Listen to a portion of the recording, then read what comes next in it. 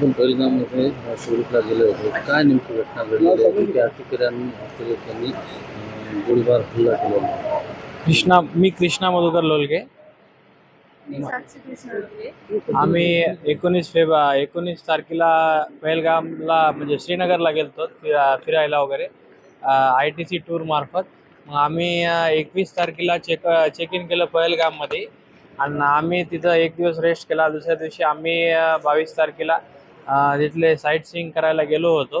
तर तिथं 8 साईट सीइंगचं आमचं पॅकेज होतं. तर आम्ही ते करताना पहिली 3 नंबरची आमची जी होती साईट ती कोणती ती वैसरण व्हॅली मध्ये आम्ही होतो. तिथं 1-1.5 तास होतो. आम्ही तिथून निघाले की 15 ते 20 मिनिटात आम्हाला गोळीबारचा असा आवाज आला आहे.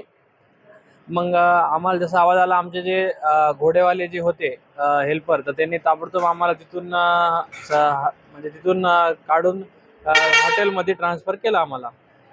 तर असं म्हणजे नंतर का आम्हाला कळालं की ते आतंकवादीनं पहिले आम्हाला फक्त गोळीबारचा आवाज आला, नंतर आम्हाला कळालं की आतंकवादी हल्ला झाला.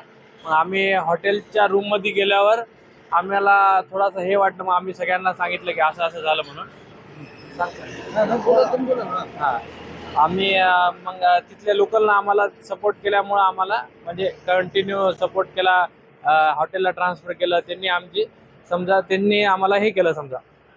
तुम्ही तिथं फिरायला गेलो होता बरोबर आहे. तिथं पोलीस वगैरे हां, तिथं म्हणजे जसं हल्ला झाला तसं ताबडतोब मध्ये म्हणजे 2च मिनिटात आर्मी, CRPF, चॉपर वगैरे सगळे चालते फास्टमध्ये. कारण जवळच आहे ना तिथं कॅम्पस त्याचं. पहिले काय नव्हतं का तिथं? पहिले होतं पण त्या ह्याला नव्हतं, व्हॅलीमध्ये नव्हतं. अच्छा. हां, तिथं पोलीसवाले कोण नव्हते, काय नाही.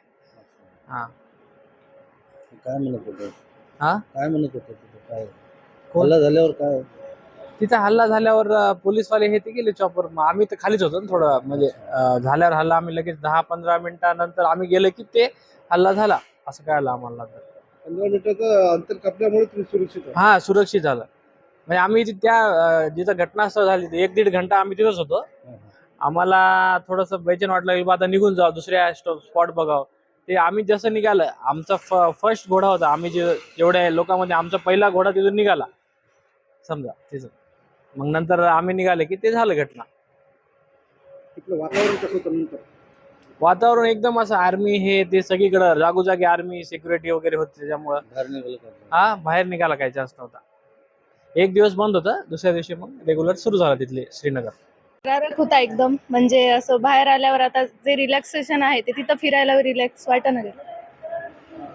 किती मिनिटांमध्ये तुम्ही कसा वापस आला? 15 ते 20 मिनिटाचाच फरक होता, जास्त काही गॅप नव्हता. तेवढ्यावरूनच थोडक्यात वाचल्यासारखं झालं. हा, तिथं होतं तेव्हा भीती होती, इथं आल्यावर आता एकदम रिलॅक्स, काही टेन्शन नाही. तरी पण ते अतिरेकी हल्ले करत होते आणि जणांचा जीव दिलेला आहे. असं काय तिथं काय असं घडलं होतं? काय काय म्हणत होते? म्हणजे अतिरेकी मारत होते, तुमची चर्चा काय ऐकण्यात आली होतं? काय चर्चा ऐकली? आम्ही चर्चा ऐकली की पहाड कोसळ, दगड खाली सरकायले, लँडस्लायडिंग झाली, अशी चर्चा ऐकली. आम्हाला पहिले लक्षातच आलं नाही त्या आवाजावरून की ते फायरिंगचा आवाज आहे की काय आहे. ते आम्हाला तसं म्हणल्यामुळे तिथले लोकलचे लोक म्हणले लँडस्लायडिंग झाली, हे झालं. त्याच्यावरून नंतर आम्हाला कळालं की ते ऍक्च्युली आम्ही नंतर जेव्हा न्यूज पाहिली ना त्या टाइमला कळालं की ते गोळीबार होता म्हणून. तुम्ही व्हिडिओ पण व्हायरल केला होता दोघं जणांनी. हो, आम्हाला आता ते म्हणजे तसं सांगण्यात आलं, माहिती विचारण्यात आली तशी आम्ही सांगून दिली. अच्छा. बरं, तिथं काय धर्म वगैरे काय असं सांगून मारत होते असे काय बोलल्या जातं? तसं ऐकण्यात आलं. कभी हो सकता है और संगति ऐसा कभी हो सकता है। रेशम की गाय नहीं है मेरे को कहते नहीं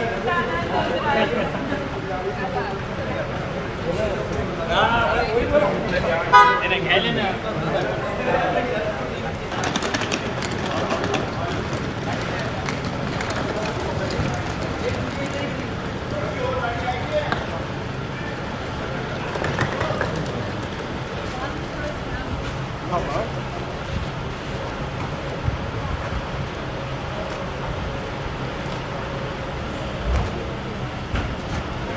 कुणाल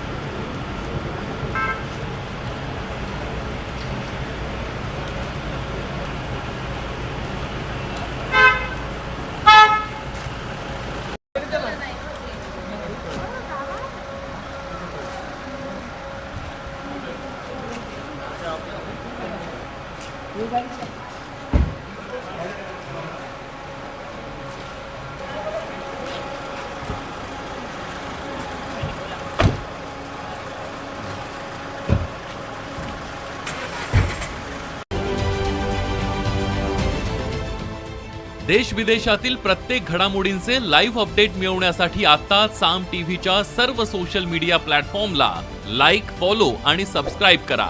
तसंच सर्व नोटिफिकेशनसाठी बेल आयकॉन प्रेस करायला विसरू नका.